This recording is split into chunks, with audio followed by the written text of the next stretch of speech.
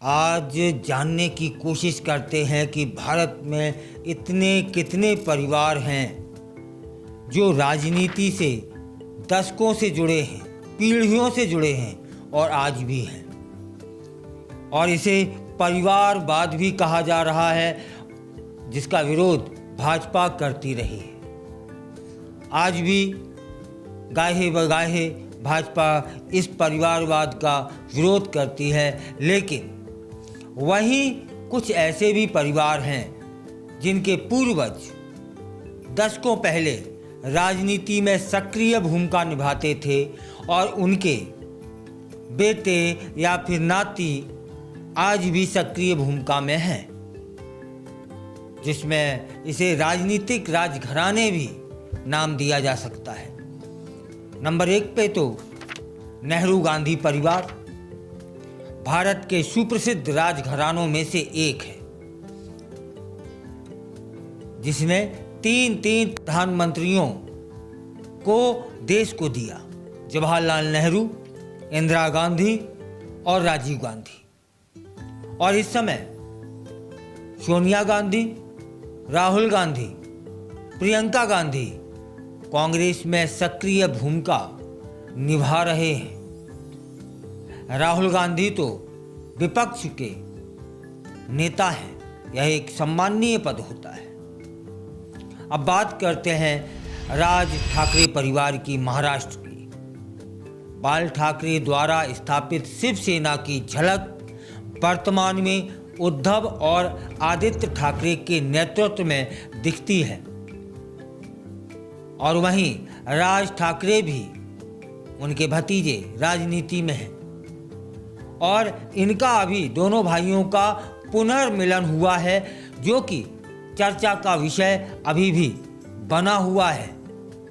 और यह भी कोई अतिशयोक्ति नहीं है कि यदि इन दोनों भाइयों का मिलन हो गया तो महाराष्ट्र में एक बार फिर से एक अलग राजनीति देखने को मिल सकती है। अब चलते हैं यादव परिवार की ओर। मुलायम सिंह यादव की विरासत पर आधारित समाजवादी पार्टी में पिछले और वर्तमान नेता अखिलेश यादव और उनकी पत्नी डिंपल यादव सक्रिय रहे हैं, अभी भी सक्रिय हैं। और यादव परिवार बिहार में भी अहम राजनीति का केंद्र रहा है, अभी भी है। लालू प्रसाद यादव, तेजस्वी यादव, तेज प्रताप यादव, है ना।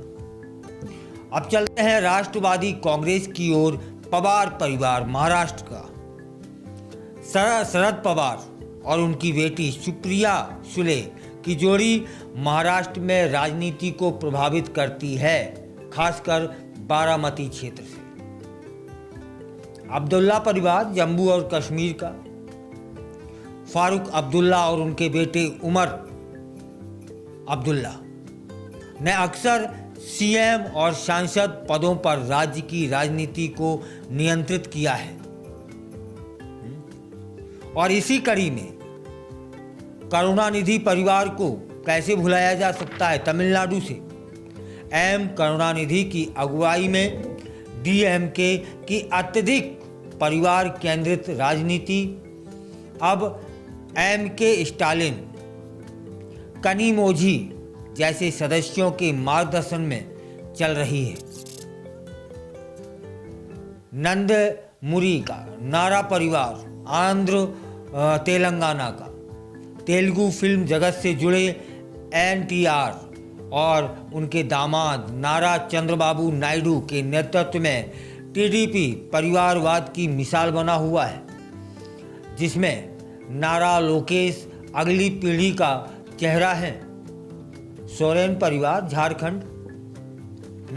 झारखंड मुक्ति मोर्चा के संस्थापक शिबू सोरेन और उनके पुत्र हेमंत सोरेन ने राज्य की राजनीति में वंशवादी शासन बरकरार रखा है अभी तक। और यदि बात कर लें वर्तमान राजनीतिक संदर्भ की, तो इन राजघरानों का प्रभाव राष्ट्रीय और राज्य स्तर पर। तब भी था, अब भी है। लोकसभा और विधानसभा में कई ऐसी कुर्सियां हैं जिन पर ये लोग काबिज होते रहे हैं और काबिज अभी भी हैं। हालांकि भारतीय जनता पार्टी इनकी बढ़ती लोकप्रियता और इन वंशवादों को चुनौती देने के लिए हमेशा तत्पर रही है।